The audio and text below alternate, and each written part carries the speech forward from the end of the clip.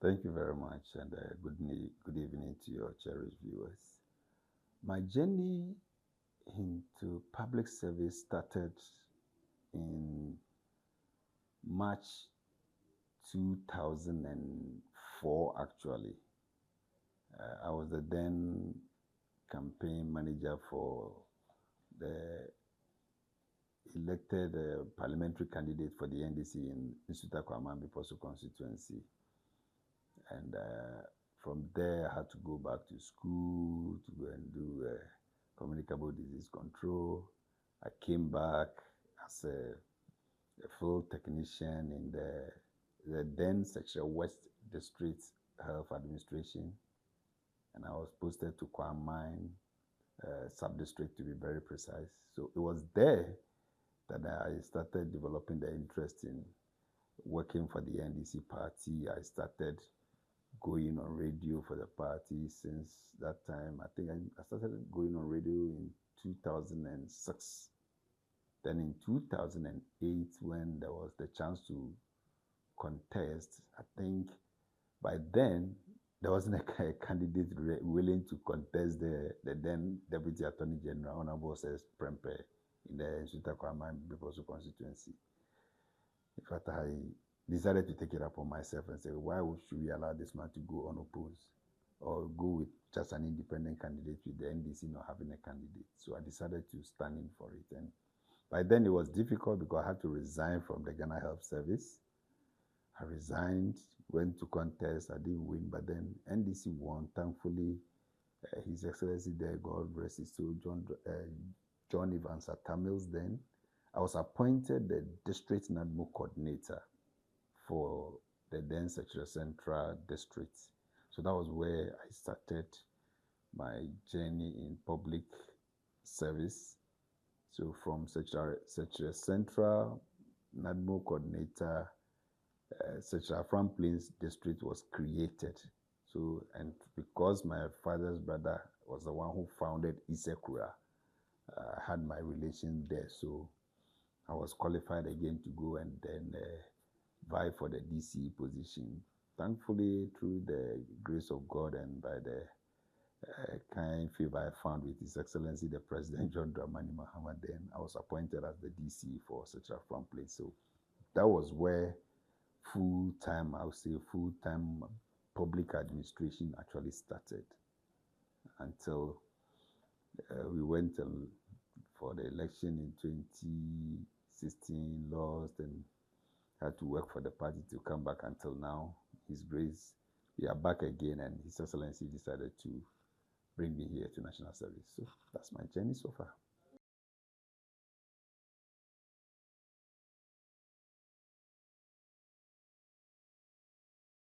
National Service, yes, as you rightly said, has evolved over the year. That is true. It started as a scheme. It was supposed to be like a voluntary service. Then we decided to make it mandatory. Since I think from 76 thereabout, it started off as a scheme with a small number of people because most of our tertiary education, the fees were highly subsidized. So it was just fair that when graduates complete, they serve back the nation to actually also give back to what the nation spent on them. So that was what was going on until I think 1982. Then we started going into a little bit of agriculture. So our farm at Papawo actually started in 1982. So that was when we started some of the farm. And then when the hunger, 83 came, like a whole lot of things happened. Then 89, the farm was revived again. So you realize at that time the Papawo farm was there, but then we had another one at the Nungwa. We call it the Nungwa farms near the, I think the Ajay Kojo area. We had also another, like farms, most of the state farms were also given to the National Service to work on. But unfortunately, over the year, most of them were abandoned. Then until 2010, when the former Director General, Mr. Kwagbenu, came here, he also decided to vigorously pursue the farming scheme of the National Service. That was where we started the Jura farms on a large scale. We had one at Ejura, we had one at Branham, we had one even in the Volta region. We had farms all over. But unfortunately, when our brothers also came back to power, they decided to abandon all those farms. So for 8 years, the Ejura farm was abandoned, Branham was also abandoned, and then even Volta region, the whole land was actually, encroachers actually took almost all the land in the Volta region. Even in Janga, in the northeast region, we lost all our lands there. So we lost virtually most of our lands until the latter part where there was funding from MasterCard Foundation through the Happy Project. Then government decided through the finance ministry to acquire a land bank for the scheme. So about 20,000 acres of land was acquired at Kumawu under the SKIP project. That National Service was going to large-scale agriculture. Unfortunately, we developed about 7,000 acres of land, but then we were able to just crop about 400 acres. And out of that 400 acres, I remember very well what the scheme got then was about 250 bags of maize out of the 400 acres then. But then, glory be to God, when we came back, this particular administration decided, no, we have to pursue those. So, Papao, there was just about 2,500 beds for the poultry house. The fish farm was abandoned. The pigs were left with about just 20 of the, 12 of the pigs were actually left there seriously starving. So when this administration took over, the previous Director General and the current Director General, they came here before me. So in March, they decided to know, let us start vigorously there, because Happy Project under the MasterCard Foundation was supposed to give us birds, broilers especially, under the poultry project. So unfortunately, when the 300,000 day-old chicks came, our previous predecessors decided that they don't have a hen coop to hold the pigs, so they were the birds, so they were given to outgrowers. So now National Service have about 300,000 birds in the hands of private individuals. But we decided that no, we'll build emergency poultry houses and house our birds. So as I speak to you now, we've been able to construct 100,000 capacity poultry house there currently. We currently have about 70,000 birds there, 20,000 layers who have just started laying, and 50,000 broilers that we are even currently selling now. Yeah, so yeah, that's another bit of news for you. And our birds are the freshest and the cheapest in the markets. As we have birds between 2 to 3 kilograms. If we process it for you, it's for 120. Live birds are going for 100 cedis, depending on, and there's a special promo even for young women who are marketing birds. If you are a young lady between the ages of 18 to 35, if you come to take bulk pictures of the live birds, they give it to you at 70 cedis. Yeah, so that is what we are also doing to help create employment or entrepreneurship avenue for some of our young ladies. And now we have farms all over Ghana except 3 regions. Ashanti region, out of the 20,000, we were able to cultivate 1,500.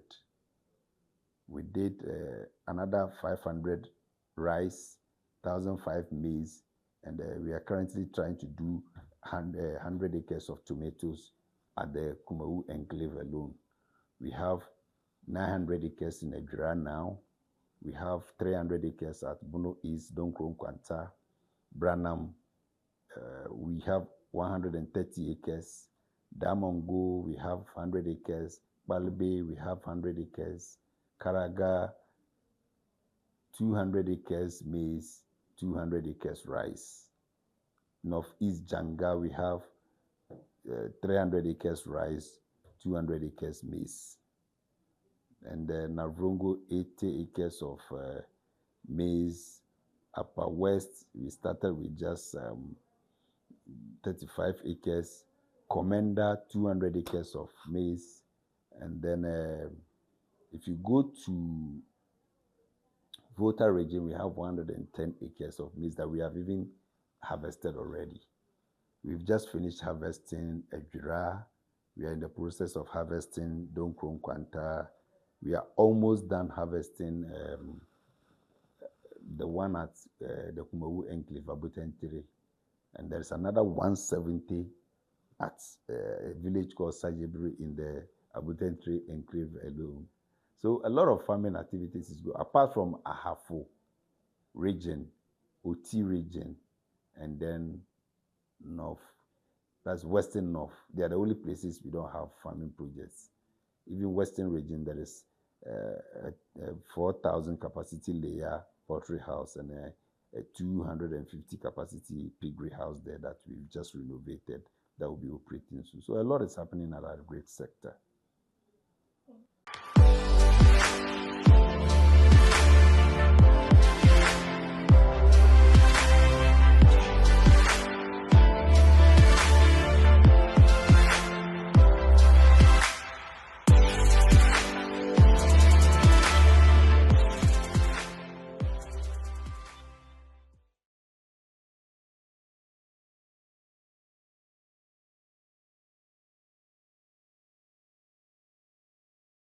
We were the pilot agency for the Nkukwan Ketenkete project. So the ministry helped us with feed.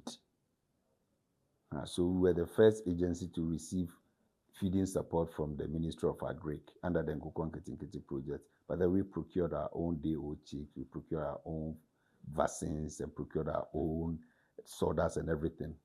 That one was done. But then the main motivation for us going into this was to let the whole world know that the Nkukwan Ketenkete project can actually be done.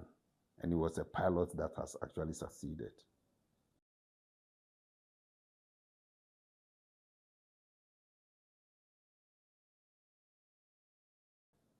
Yeah, that's a good question. And another good answer for you is that the new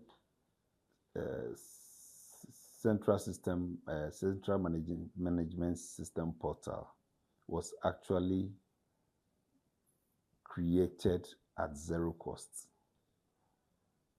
We didn't spend a dime. It was a collaboration between the National Identification Authority, NITA, and the GIPS. They actually, because the instruction from His Excellency the President was that whilst the previous app system cost us 95 million, he didn't want us to incur any debt in changing for a new one. So this one was actually done at zero costs. And the new features that actually help with this one is that, unlike the previous one where you can enter wrong data and go scot-free, this one doesn't allow you to proceed when you enter wrong data. So the previous one, you could get 0 years, 200 years, 100 years, 90 years, still doing national service. But this one, once you enter wrong data, it blocks you from going to the end. That is why now there is a widespread challenge with people who have different data on their Ghana card and different data in their school. That is why we are having such problems now, because the system will not even allow you to proceed if you have a wrong data. If it doesn't match what is on your Ghana card, doesn't match with what is from your school, it doesn't allow you to proceed.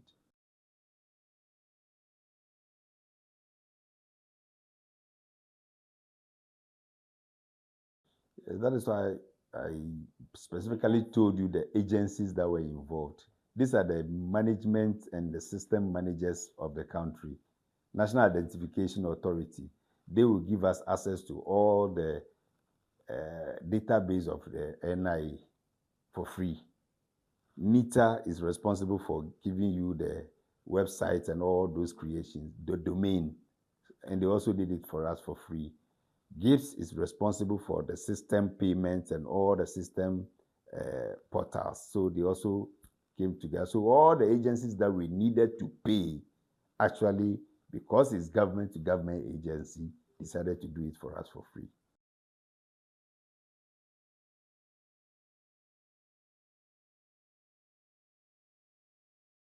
Yeah, that is why we actually decided that even the 12,000 plus people who actually registered earlier had to go back and re-register again, because this new system also takes live location, live view of you, and then it also maps out your geolocation. So whatever information you present on your Ghana card, whilst through the process of registering, it will open your camera, get a live view of you, and take your biometrics and compare it with what is on your Ghana card before it will allow you to proceed. If it doesn't match, it blocks you. That is what happens with this particular one. So, like I said previously, if you enter wrong data, it will block you. If your information, even in your school, doesn't match with your information on the Ghana card, it blocks you as well. Previously, those features were not part. Those are the enhanced features that we've added now. That is why we are having a lot of challenges with some of the students, because most of them, their ages in the school were different from ages on their Ghana card, because most of them inflated their ages just to get the Ghana card. And that is what is now biting back at them. So you realize that it's widespread. And if you check the average age, except those who have genuine cases of wrong names entry, most of the age differences are people who actually were not up to that age, especially in the 2020 elections.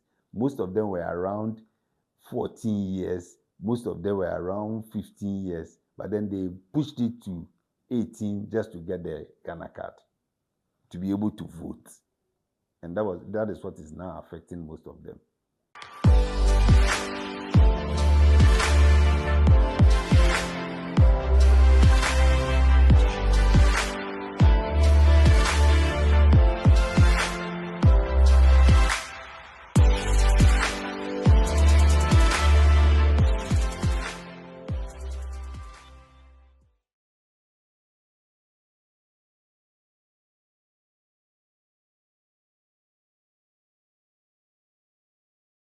Well, every system is subject to human manipulations. Yeah, so the old system, yes, it was a human being who bypassed the actual system uploads. So what happened was, anything even happening now in the new system is that whatever you go there to do, it leaves a trace. So if I open the system right now, it will record that Donkor Fuseini entered the system at 7:15 p.m. When he came, he went to the registration site. From there, he went to this site and he added this particular number of files. That is it. So it leaves audit trail in everything you do. And one thing the new Director General is saying is that every year, this system will be subjected to an audit, just to make sure nobody else is trying to compromise anything in it.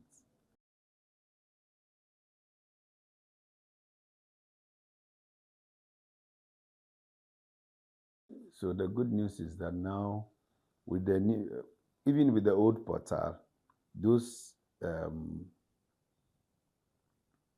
officers were interdicted. Yes, true, a whistleblower, true. But now, most district directors and even regional directors don't have access to the central management system portal. It is only operated from the national headquarters. So all they can do is to validate and register prospective personnel who are posted to their districts. So if you are posted to Greater Accra, you only report to the Greater Accra region to be posted to your district. When you are posted to your district, you only go there to report and validate that I have arrived at my district and I have taken position. They validate you and say, yes, you have actually arrived and you are not a ghost. That is all they do. For now, the schools themselves upload the class list. Nobody is allowed to do that. And now, if you also validate people who are absent, the system will be able to fish you out. Yes, by the MIS and then the deployment team. From June, July, August, September, October, so 3 months.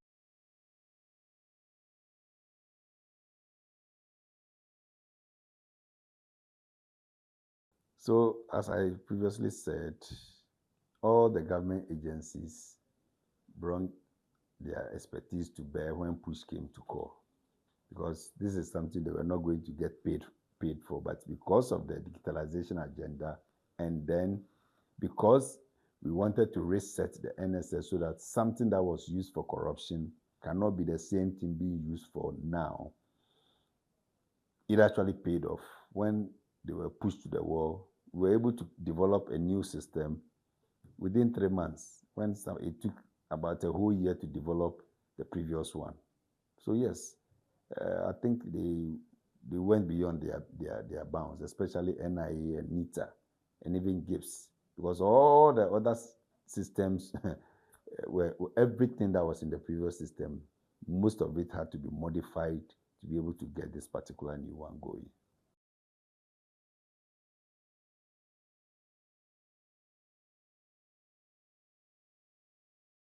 Now, the good news is that yes, the previously allowances could be in arrears for 3 months, 4 months, even 6 months. But now, I can tell you, the worst case scenario is a month.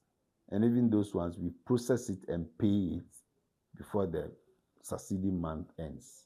That is what we are actually doing now. So as I speak to you now, I think we only owe September final allowance, and even now we have decided to even add a TNT for them as well.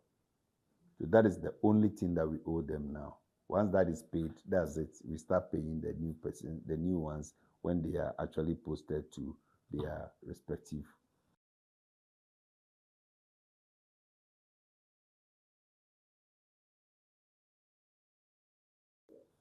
Okay, so mostly we've been having a banter with the military over this particular terminologies being used.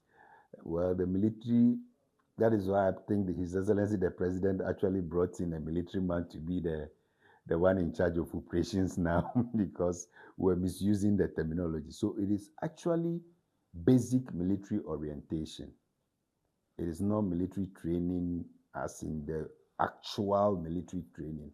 This is basic disciplinary orientation in the works and some endurance of the military, and also training them in disaster preparedness, management, and then assistance.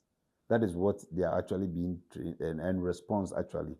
So it is not going to be the actual military training that they go through all the rudimentary military exercise and drills. No, it will be just about 35 to 40% of what the military actually does. But then it is supposed to build our youth with discipline, patriotism, and actually also get them to be agents of emergency response and disaster prevention agents. So that is mostly what His Excellency wants us to go to, just as we were doing with young pioneers and all those. You realize that by then, civic responsibility was at its core, and that is the spirit His Excellency actually wants to bring back through this military orientation.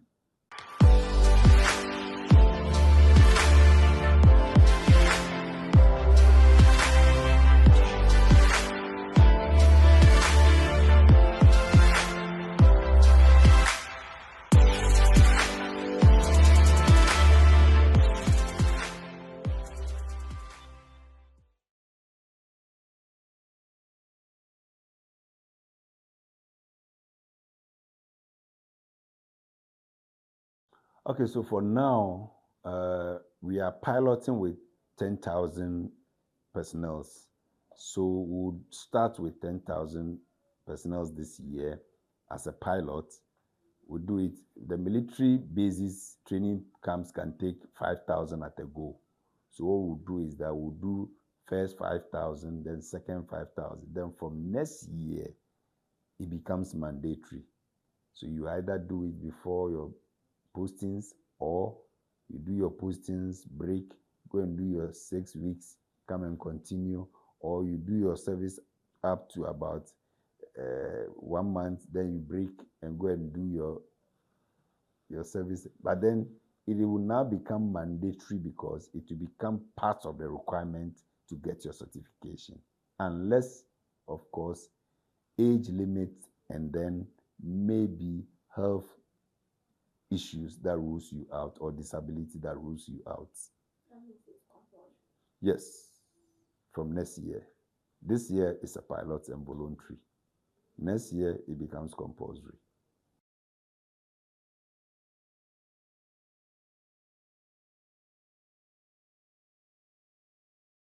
As I speak to you now, I believe we're talking about most of our farms. We are not just expanding these farms just for the commercial use of it. Most of the 90% of the people we employ on the farm are national service personnel.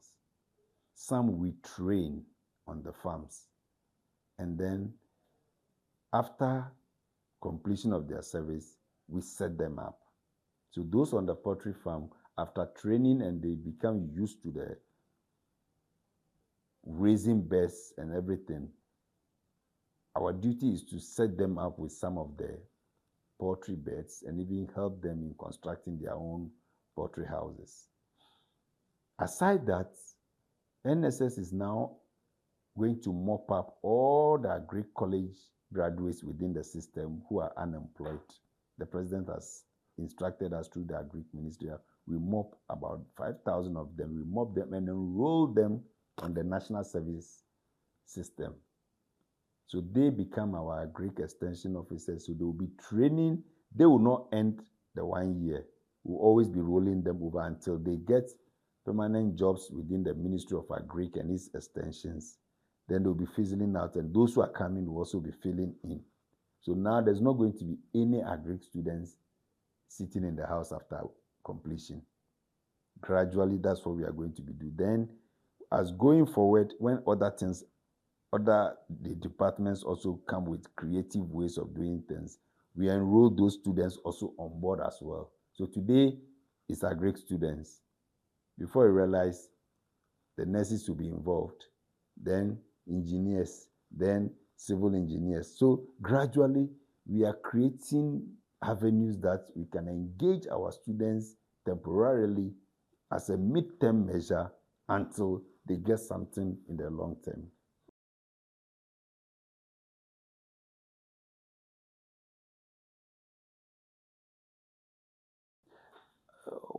If this is able to succeed and it works well, I think it will be a bit of a suicide for any government to come and say, these young students have been employed or they have been engaged and they are contributing to the welfare of Ghana. Mind you, most of those agri students will now become like the agri extension officers in most of our farms and even communities that will be deploying them to as extension officers.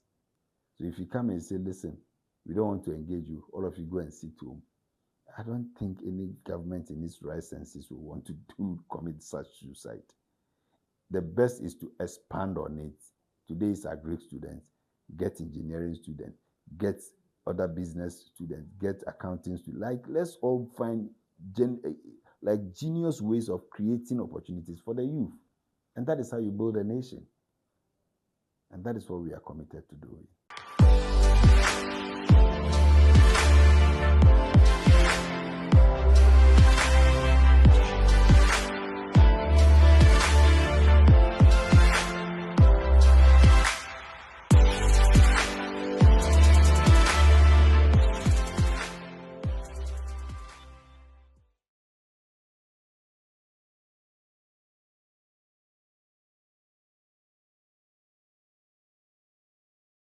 So today we are getting the agri students involved.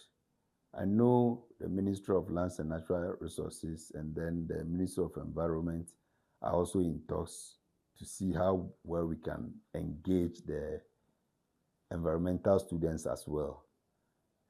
Who knows? Very soon, once that one is also established, I think one of the most networked agencies in Ghana is the National Service Authority. We are almost everywhere, every district of Ghana. So if we decide to join the fight against galamsey, we become like one of the biggest whistleblowers in the whole country. And that is one thing we can leverage on to help government combat the galamsey menace.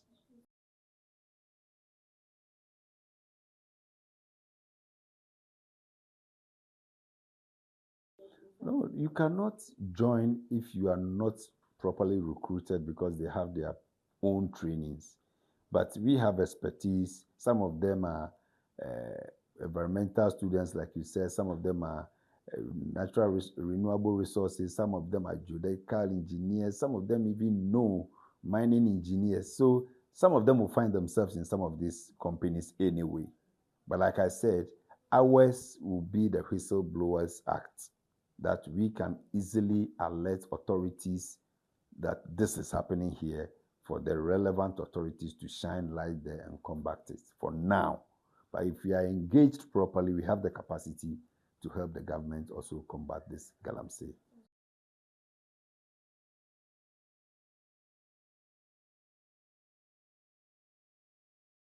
Oh, what I would say finally is that national service is shifting from the usual deployment for service into now building capacity of our personnel, actually giving them an experience. Because this time we don't just post you to anywhere at all. We try to post you to your subject area to gain the experience you want. So our target is to make sure by the time you are ready for the job market, at least you have an experience with what you went to study in school. And we can all help Mother Ghana.